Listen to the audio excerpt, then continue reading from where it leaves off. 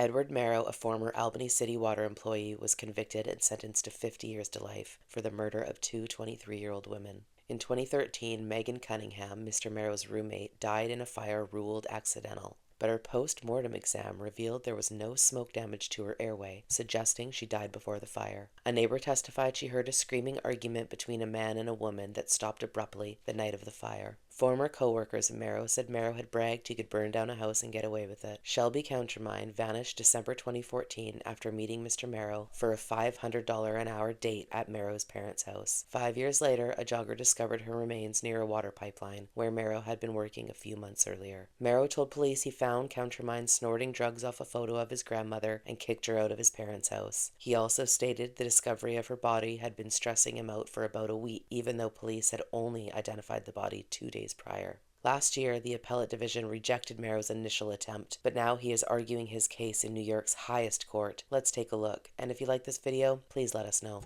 People versus Edward Mero. Counsel. Thank you, Your Honors. Matthew Hugg for Mr. Mero. May I reserve 3 minutes for rebuttal? Yes. Your Honors, I think we can agree that these two separate cases are stronger together than they would have been apart. So it begs the question, why? The reason why is that it leverages this inherent psychological bias that the prosecutor sought to exploit, that there is no way that it could be so coincidental that one individual would be in the orbit of two people that died under circumstances such as these. But to believe that, do we have to assume that the jury ignored the judge's instruction to keep the evidence separate in their minds as they went through the charges?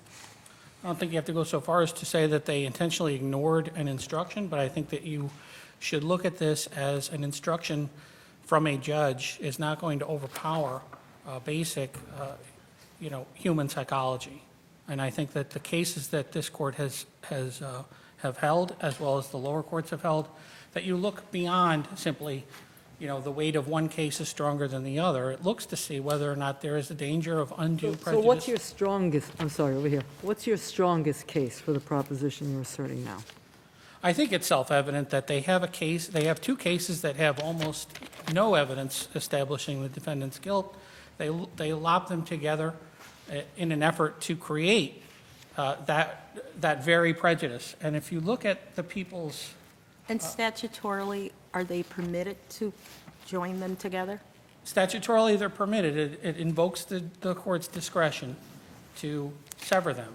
So because they're both murder cases and tampering charges, then yes, they fall under the same statutory umbrella, so subsection C is appropriate. However, in this case, the court abused its discretion by not severing it as a result of the clear prejudice that was attendant here. And I would like you to really... Can I ask you, counsel, what exactly is your theory? Is it that there were two cases each with weak proof in your view, or is it that there was differential proof or something different? It's both. Not Well, only those are intention, it seems to me, right? One is that both cases had roughly equivalent and, in your view, weak proof, and the second is that there was a real imbalance in proof. So that's why I'm asking you, which one of those theories are you really relying on? I think that you can look at it both ways, Judge. Both are weak. One has a greater quantity of proof. The countermine side of the case, the people put forth more witnesses and more evidence. So in that regard, is the weight of the evidence greater on one side than the other? The Cunningham case is a clear accident. I think that there can be no question that had they brought that case, People versus Mero, on the Cunningham death only, it's an acquittal within moments. I think that the veil slips on the people's position here at page 13 of their brief when they're speaking about Mr. Mero's interrogation. And what they say is the chilling revelation that another young woman with ties to defendant had died an untimely and violent death prompted investigators to take a closer look. Even the prosecutor in the brief all the way at this level of the court is still unable to rinse that psychological bias that he was associated with Cunningham, he's associated with with countermine. We don't know how either one of these two individuals died, but it's so unlikely that one person would be in such a circumstance twice that, well, we'll get a jury to buy it. So let me ask you some things that I find curious about the statute that maybe you can help me with. So the provision we're talking about is sub C, which the requirement is that the two crimes be the same to join them, right? Yes. But why isn't it the case that that would be more likely to cause prejudice than if they were wildly different? I agree wholeheartedly. But the statute allows that. It does, but if you look at subsection 3, because it's such a broad power to consolidate, almost anything can be consolidated under subsection C, that there are strict limits, and that the courts are bound to enforce those limits, and prevention of propensity is one of those. So and that's, I guess, sub A in section 3, right? Yes. Which also I'm curious about because it requires two things conjunctively. Substantially more proof on one or more, right, than on the others, which I want to pause on. I'll get back to it for a second. And it also requires a substantial likelihood that the jury would be unable to consider the proof separately. So I wonder why the second element shouldn't be enough. That is, if the jury couldn't consider them separately, why isn't that reason in of itself? But the statute doesn't set that out as independent. You also have to show substantially more proof, which I find curious. But And I don't yes. know if substantially more proof, going to Judge Halligan's question, means volume or means force. I look at it as volume because you're asking a jury to sit through a trial, and if there's substantially more voluminous proof with respect to one, it's going to overcome or absorb the other. But I take your point. You could look at it either way. I would also note that the statute states that that is one of a non-exhaustive list, and that if you look at this court's decision in Shapiro and the cases that follow from the first and third department, it clearly states that propensity is an enormous concern, even though it's not laid out in the statute. One that is probably subsumes all others, because as you correctly pointed out, you're putting together cases on charges that are the same. And in this case, But the statute expressly contemplates that, right? yes, it does. It's strange because it also says, it also includes a Molyneux-type joinder. And in this case, the prosecutor objected to the court's use of Molyneux joinder and saying, whoa, there's no way that this is going to withstand appellate review because the prejudice would be so overwhelming that we couldn't use Molyneux joinder. So the court and the prosecution are all seeing exactly what's happening here. It's a cynical play because if you look at the letter from the prosecutor, he tells the judge, listen, just do it under sub C. That's an abuse of discretion standard. There's no way the courts are going to overturn you. Well, so is it your view that if you couldn't justify a Molyneux joinder, you nevertheless could under the CPL? It makes no sense to me that you could. Okay. I've thought about it, and I cannot square how you can't join it under Molyneux because it would be so the prejudicial effect would outweigh any probative value, but that you can say the desire to preserve the resources of the judicial branch overwhelm the defendant's right to a fair trial, because that's really what subsection C is about, right? I mean, it's about preserving judicial resources. I doubt that the district attorney's office contacted the court clerk's office and said, we got a couple of murder charges here. Would it be better? You guys got the resources for 2 or 1? They didn't do that. Well, why do you say that subsection C was based in efficiency? Because if you look at the cases Well, did you look I'm at- sorry, I'm sorry, did- B3. I meant B3. Oh, B. Right. The consolidation that's at issue here, which is cases that are of the same type, charges that are of the same type. The basis really, the underlying That's basis. C, defined by the same or similar statutory provisions. That's C. Yes, I misspoke. But the purpose of that is judicial economy, yes. Well, did you look to see where that provision came from, what its genesis was? What the genesis of Yeah, the... why it originally wound up first in the Code of Code of Criminal Procedure? I didn't do a history on that. Okay. But clearly, when you read the cases that interpret it, Mm-hmm. judicial economy is prime amongst the reasons for it. And this court in Shapiro warned against diminishing the due process rights of the defendant, that it should not be a quid pro quo of the defendant is going to have to sacrifice here because the resources of the judiciary are being taxed right now. Does the fact that the jurors, in their readbacks during their deliberations, were able to separate out the cases, I don't think you can point to anything in their questioning where they melded those two cases. So the fact that they could say, on one day, I want to hear from the medical examiner regarding victim A, and then a day or 2 days later, they say, now we want to hear from the medical examiner about victim B. Does that undermine your argument at all? No, I think anybody that tries to read the tea leaves of juror notes is making a big mistake. Well, but your argument is that the jury can't separate out because they're overwhelmed by either the volume of the evidence so that they can't distinguish between each case. And I'm asking, is there any evidence that you can point to demonstrate that? Well, the decision here takes place before the trial for good reason.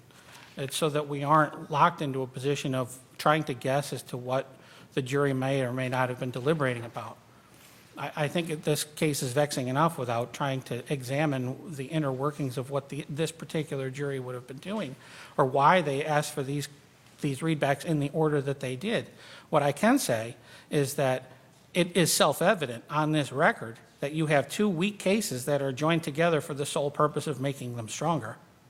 Can I ask in your, over here, in your brief, you just addressed the severance issue, I think, in a couple of pages, and I see some cites to some appellate division cases. Are there any cases from this court on the severance point that you would direct us to? Yes, Shapiro, I would direct you to. Okay. Chiefly. Daniels is a third department case. Right. But yes. Shapiro, okay, thank you. Yes. The court went into it in great length. I think it's from 1980 or so. With respect to the conflict of interest issue, I see that I'm running low on time. It's a very complex issue as well. I think that there's no question here that Schinkel drives this analysis, that Schinkel is directly on point in every way and should be followed here because there is almost no difference between this matter and the Schinkel case.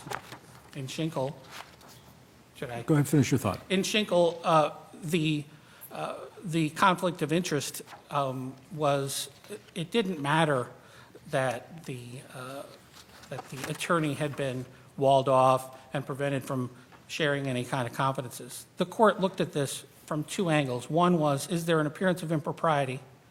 And as a secondary basis, was there a potential for the sharing of confidences? The district attorney's office in this case wants to read Schinkel for much more cramped than it is. And they want to eliminate and from the sentence, appearance of impropriety and the potential for shared confidences. Thank you.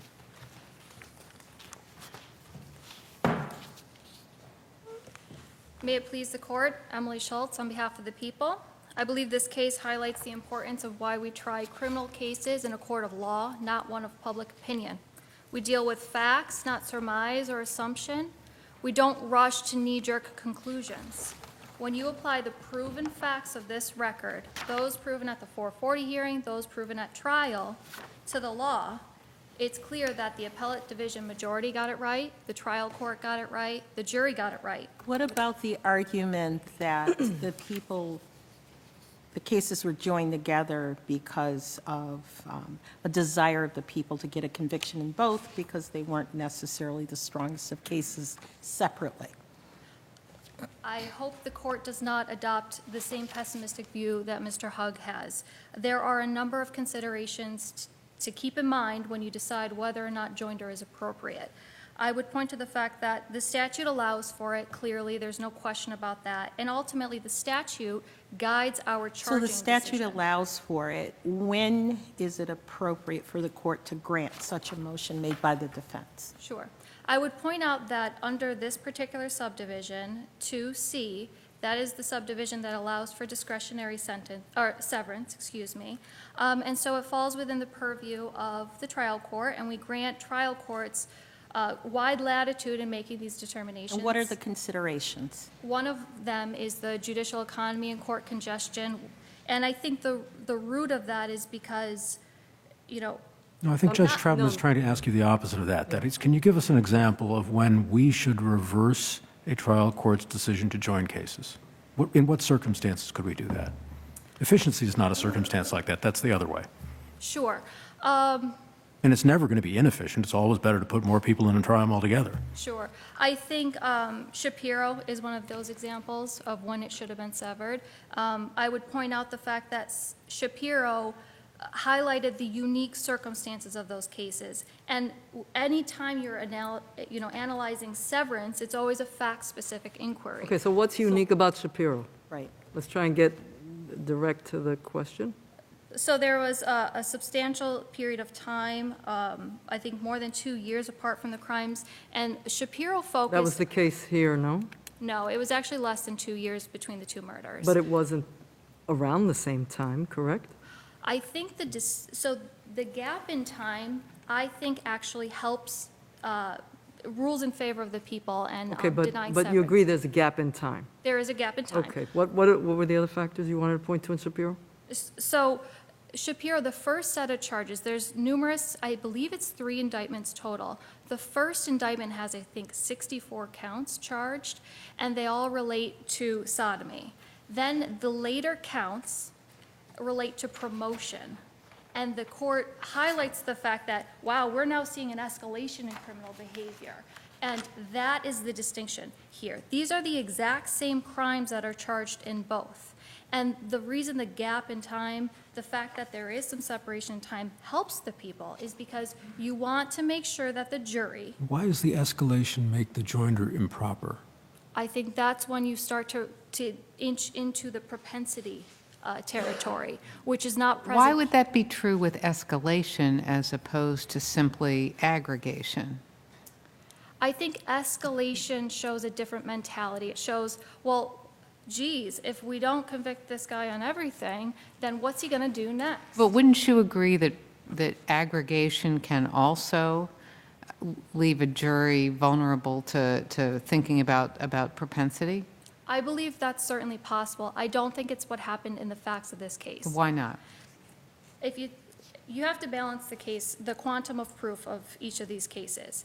I believe Shelby's case is more obvious. I think Megan's case is not as obvious. I'm going to borrow an analogy And when from you say quantum, do you mean volume or do you mean strength? strength. Okay. I think that's ultimately what matters. We're And not so when you're- counting Right, how. and so when you're looking at, I asked Mr. Hug this question, when you're looking at 3 subdivision A, and it says substantially more proof, you're reading that as weight of the proof, not volume of the proof. Yes. Okay. Because, I there, think it means stronger. I do. I believe it's that persuasive value of the evidence. They would have said stronger if that's what they meant, though, no? Well, certainly, we interpret what the language of the statute means, and sometimes Well, it's we- not always the plain. Was there some other factor? I don't want to, because your Sure. time is short. What are the Yes. other factors? There is some overlapping proof which weighs in favor of trying the cases together, and at the same time, the proof was largely separately presented, uncomplicated, and easily No, distinguishable. no, I'm sorry. You said in Shapiro there were particular facts that showed why severance, we're still on that point. I What- apologize. What would be the basis for a severance motion, where if it was not granted, that would be an abuse of discretion? Under 202 B. You said we can look to Shapiro, and you were going through the factors there. Sure. So I was asking if there were any more. You gave us a couple, and we've had questions, so I wanted to make sure that we didn't interrupt you and you didn't have an opportunity to finish your thought. I appreciate that. I believe I was done with Shapiro. Shapiro doesn't support my position. I would point the court to People v. Ford, which came out in 2008. So I just want to be clear. You view it as gap in time, numerosity of the counts, and escalation of criminal behavior. Did I miss anything? Chiefly the escalation of behavior. I believe that was the focus of the decision, is that these weren't the same subdivisions. These are two different types of crimes, and although they're similar in nature, there is an important distinguishment, And again, Shapiro did highlight the unique circumstances because, again, severance is always going to be fact-specific. Would you agree that as a general matter, there's a greater risk of prejudice if the two charges are the same legal, section of the penal code as opposed to different crimes? I As believe a general matter. prejudice is inherent in any joint trial. This court has recognized that, and I think the CPL obviously acknowledges that, and acknowledges that despite that there may be some prejudice, that doesn't make it inherently unduly Right, prejudicial. not my question, though. I guess, could you ask it again? Sure.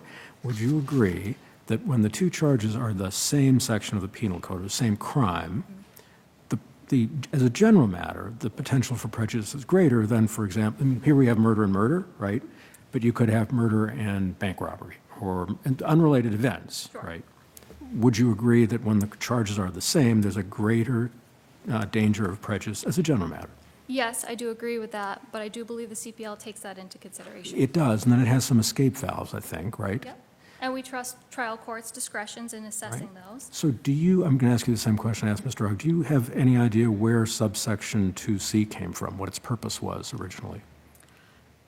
I do not, but I think that there's some logical arguments that I could bring to the court's No, attention. that's okay. I mean, if you want to, but it's not my question. I guess I'll go back. You've answered my question. Thank you. I'll go back to that quantum of proof analysis, which I think is what the dissenting justices of the Third Department got a little hung up on. Megan's case is not as obvious as Shelby's. Shelby is found in a remote area, she's found in a shallow grave, and her face is brutally beaten. Megan takes a little bit more work, it takes a little bit more time to put that case together. I'm going to borrow an analogy from the trial Well, court. it takes time to even conclude that it's a homicide, right? Isn't the fire initially ruled an accident? Yes, but that's certainly one of the elements of the crime that we have to prove. And to borrow the analogy from the trial attorney, But isn't this his point? Isn't this his point? The difference of the way these deaths occur, right? You made your argument and were successful before the jury that they're murders, right? The difference in how these events occur, and that they're primarily circumstantial cases. Do you Yes. agree with that? I do. Right, okay. And so in that way, it becomes very difficult, his argument, as I understand it, becomes very difficult, and perhaps to the level of prejudicial, with respect to his client, for the jury to be able to look at these cases independently of one another without saying, well, the likelihood of this defendant having a connection to both of these people who die, right, in these particular suspect circumstances, that's going to be your argument, is almost nil. And that bolsters the case. Each case bolsters one another, right? I think that's inevitable in any joint trial that's allowed under that subdivision. I Well, think, no, I don't agree with that. I Well, don't think that's always the case.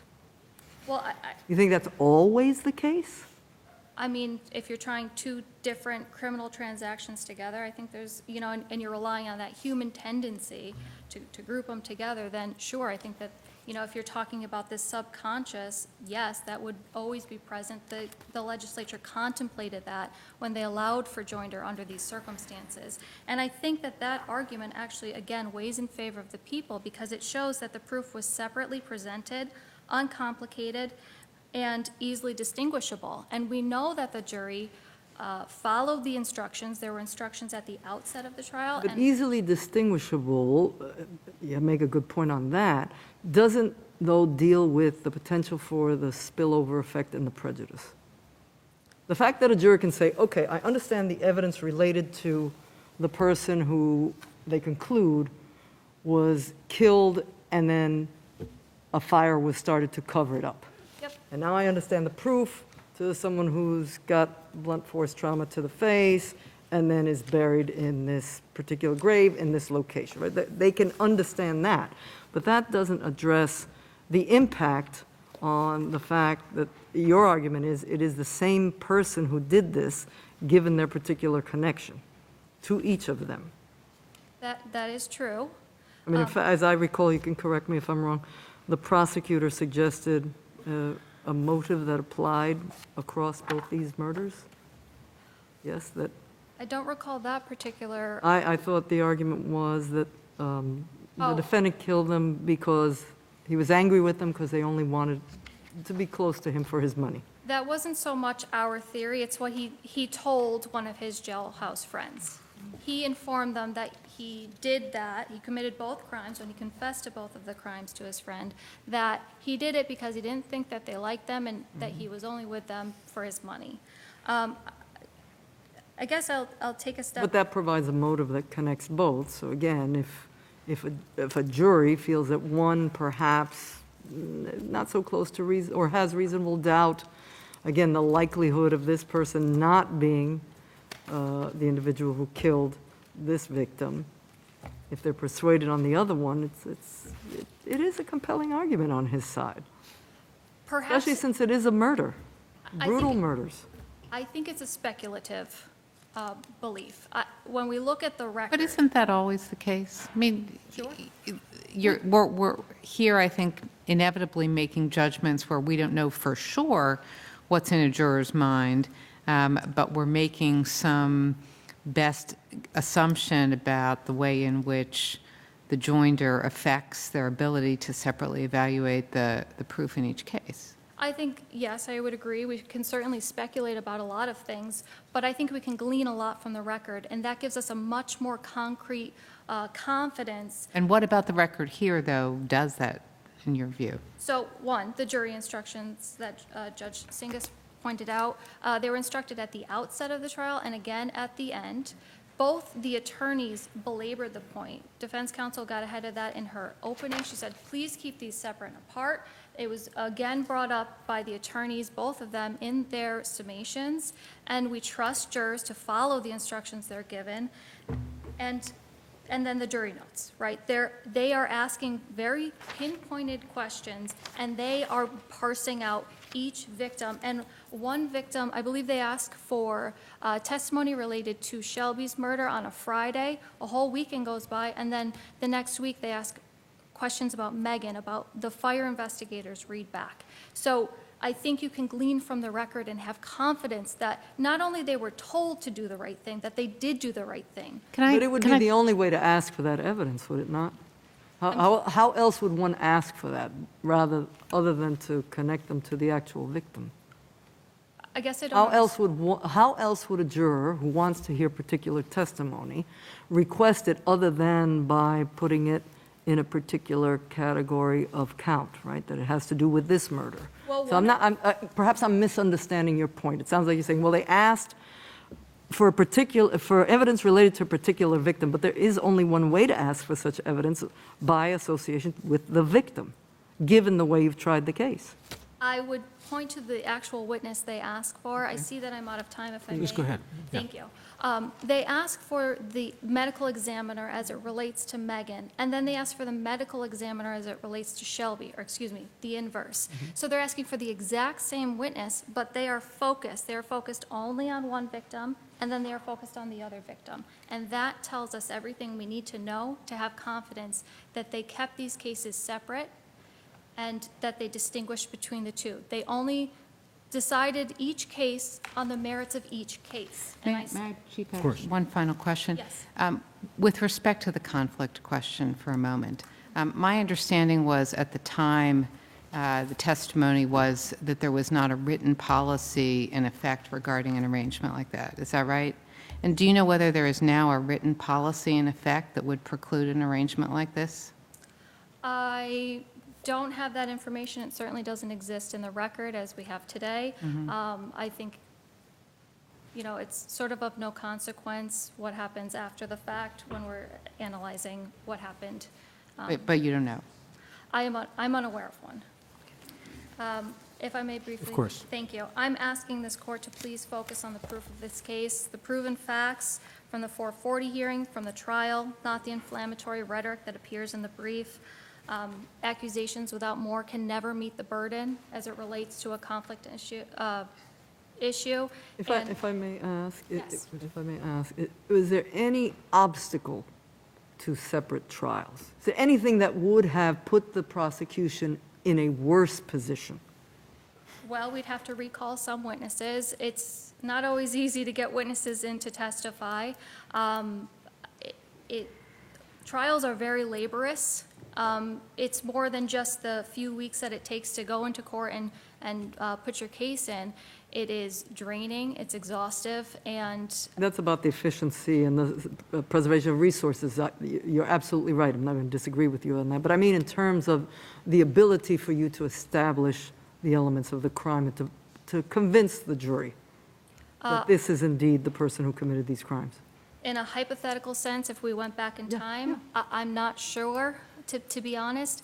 Nothing jumps out to my mind, but I don't think we should be engaging in the hypotheticals. We should be looking at exactly what happened. And one last aside, People v. Ford, I believe, supports the people's position that severance should have been denied.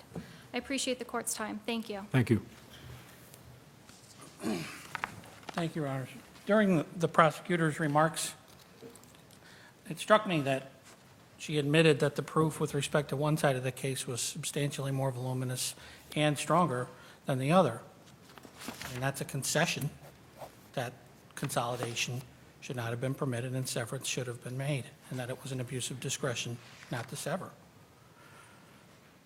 With respect to escalation versus aggregation, Your Honor, how can you escalate for murder? You know, aggregation is more prejudicial than escalation. With respect to the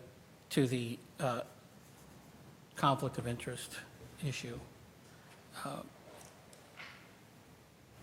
it strikes me that this would have even happened. It strikes me that it would be tolerated. People wonder why. Why is the general public? Counsel, did you report this to the court when you first learned of the conflict? I certainly did. That was the first thing you did. It certainly was. You didn't go to the parties first. You went directly to the court. If you would like me to explain exactly how it happened, even though it's outside the record, I'd be more than happy to indulge. No, if you could answer my question, that would be what I would be looking for. Yes, Did you go to the parties first, or did you go to the court? The parties being the two attorneys. I went to Attorney Coleman first because she asked to speak to me. I had no idea that this was true. She disclosed it, and then I got a call from Mr. Sharp. Thank you. During those conversations, I explained to them that you're putting me in a terrible position. I don't know how I could possibly prove this. I encourage you to come clean. I sent a letter to the judge. I sent a letter to the district attorney. Nobody cared. They covered up. Accepting that what occurred maybe untoward, how did it operate adversely on the defense? Okay, if you're going to the potential conflict of interest, I think that we've already missed the actual, because Schinkel says an appearance of impropriety alone, standing alone, is enough to determine that there was an actual conflict of interest. That's present here, clear as Schinkel is day. different, isn't it, in the sense that in that case, the attorney actually represented the person. So clearly, from a layperson or the public looking at it, saying, wait a minute, this guy represented this defendant, so he has a lot of information about him, about this particular case, that he could share with now his new employer, who just happens to be the people that they're prosecuting him. Isn't that exactly what's happening here? Ms. Coleman is representing the defendant. No, it's not. She's working with the prosecutor. There is the same concern that there could be shared confidences, more so because they're involved in it essentially, not only an unethical. He's a ghostwriter in cases, but not in defendant's case. He doesn't have access otherwise. I mean, was there any evidence on the 440 that he had access to confidences related to the defendant's defense? It was unknown, and in Schinkel, it was disproven. So Schinkel is even more prosecution favorable in that regard, because in Schinkel, we know that the attorney, the toxic attorney, was isolated. In this, No, but that is different when you're talking about the exact same prosecutor, and wasn't he a supervisor? ADA's subordinates go to the supervisors for guidance. That's different than this situation. Not that it's a good situation, but it is distinctly different from this case. I disagree. I think that in Schinkel, there was an attempt, and it was established that the attorney that had the This conflict, case isn't different from Shingle. no, I think It's this the case is exact worse. same parties involved representing, you're saying this case and that case are exactly the same. No, this case is worse, because at least in Schinkel, there was an attempt at ethical conduct. In both cases, in Schinkel, oddly enough, the conflicted attorney assisted the prosecution in the 440 motion. That happened here, too, amazingly enough. No, this is worse than Schinkel, because this court's concerns in Schinkel were that there was an appearance of impropriety and a potential for the sharing of confidences. And how is that different from this? Because it's the exact same DA's office prosecuting him at the time. And it's And the protection of the right of the defendant to think that and to know that it is a process that he's being protected, the same constitutional rights. It's quite different when they're the same entity prosecuting the defendant, even though there's claimed to be the walling off of. But in that appearance, that is a much different appearance than an appearance where you have a ghostwriter. Not a good thing, but it is distinctly different. Well, I suppose that we must agree to disagree, because I think that the potential for the sharing of confidences becomes a lot easier when you've crossed the Rubicon and you have done what these two did. Because of their work, their business relationship, Yeah. they were likely to share his case information. Of course, and had the Yeah, district but attorney. it is different. I mean, the defense attorney went to the prosecutor, so of course there would be concern that now being on the adversarial side, that individual would share confidences, or perhaps not intending to, nevertheless reveal some information in strategy or design or assist with strategy in a way that's problematic. But here, frankly, if anything, how doesn't your client benefit from this relationship? How doesn't he? How doesn't he benefit from the relationship? Well, I mean, I mean, the prosecutor worked for the defense counsel, Yeah, not in defendant's case. I laid it out, the list of potential, if we get into the potential conflict of interest, I lay it out. You've got the disclosure of the weather report before it was needed to be disclosed. You have 10 unexplained cell phone calls between Ms. Coleman and Mr. Sharp during the course of the trial where the supervising attorney doesn't know about them. You've got Ms. Coleman causing the ejection and dismissal of a sitting juror. You have the failure to bring I up. don't know how that's related to the business relationship. Because look at the trial court's decision. If you read the trial court's decision, if you read through it, you're shocked at the end that he didn't vacate, because he says repeatedly that there was a conflict of interest that was impinging on the defendant's attorney's single-minded devotion to her client. The second the trial judge said that, that's game over. I don't know how you can put it back in the tube where on 6 different occasions through the record, focus on appendix pages 31 through 33. I think that Judge Lynch states that Ms. Coleman had a conflict of interest that impacted her ability and leads to questions of her single-minded devotion to her client at least 5 times. Thank you. Thank you. Following these arguments, the court found no error and affirmed the trial court's judgment. Mero is to serve his sentence. What do you think about joinder and severance of cases in situations such as this? Let me know in the comments below. Until next time.